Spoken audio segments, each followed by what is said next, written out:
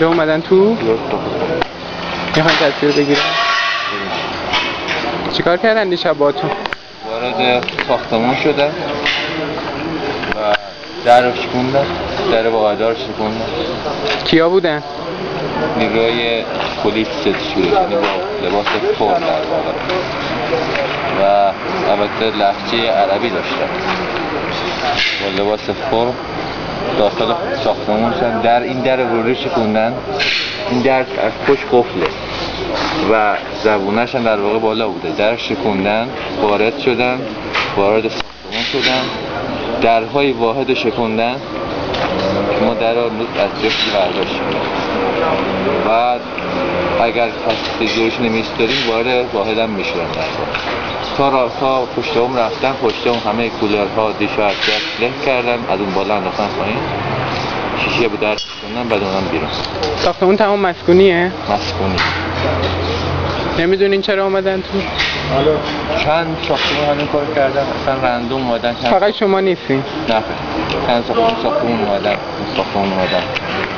اینجا مثل که اصلا این خانم زارنج ماشین خانم بارداری در واقع اینجا اون شب بوده که حمله کردن و بعد هم کردن. میخواییم بریم تو. این ماشینا چی از این ماشینا؟ این ماشینا هم که ماشین همسایه‌اش که اما له کردن داخل داره بفهم.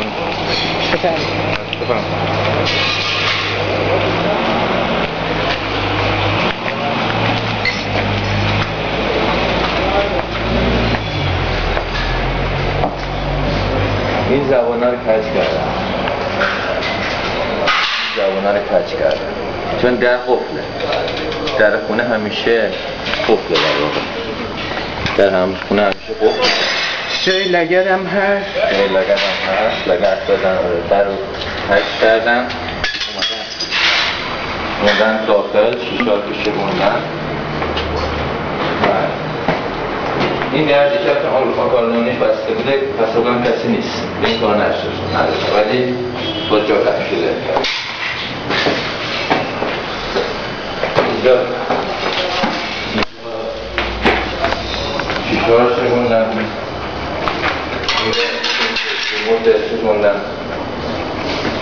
این در یک از بالا داست دادن، در شکوندن.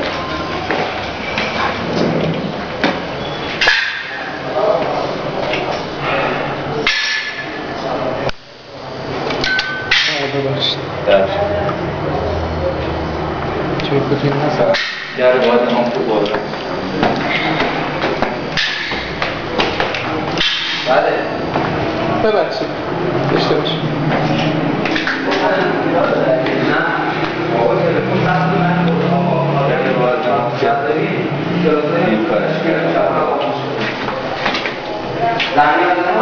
اینه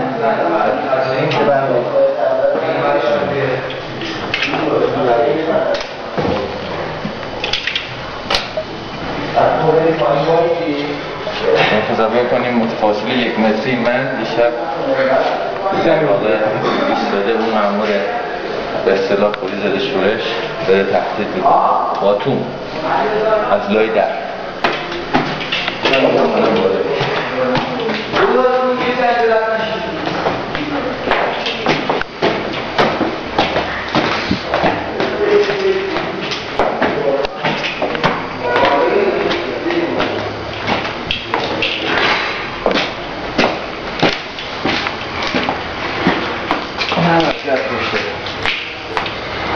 پشتوان همینجور وارد شد. در پشتوان باز بوده وارد شد. همه کولرها رو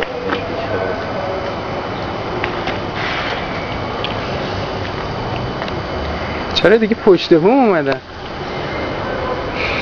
نمیدونم، شاید به حساب این که از پشت بوم کسی میبینه یا شعار میده. بالاخره دیگه همه شعار میدن. وارد شد. اینجوری که میان تو بالا میرن پایین، هر چیه قلقم میکنن، میشورن، میکوبن و میرن بیرون.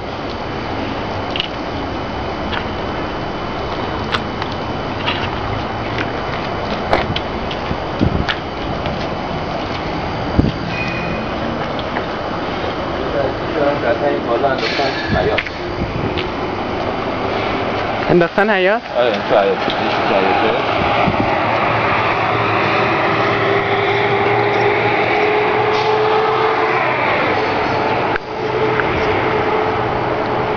تماس گرفتیم با پلیس که بیان خسارت رو ببینن یا هرچی؟ وقتی خود مامورانی که دیشب بودن خودشون لباس فوران پلیس داشتن با چه پلیس تماس می‌گیرن؟ دیشب اونجاست که من میدیدم ریخته بودن یه ماشین پیکانی بود لهش کرد، داخل ماشین زن و بچه بود، ماشین گذاشتن فرار کرد. حرف دیگه ای نداری؟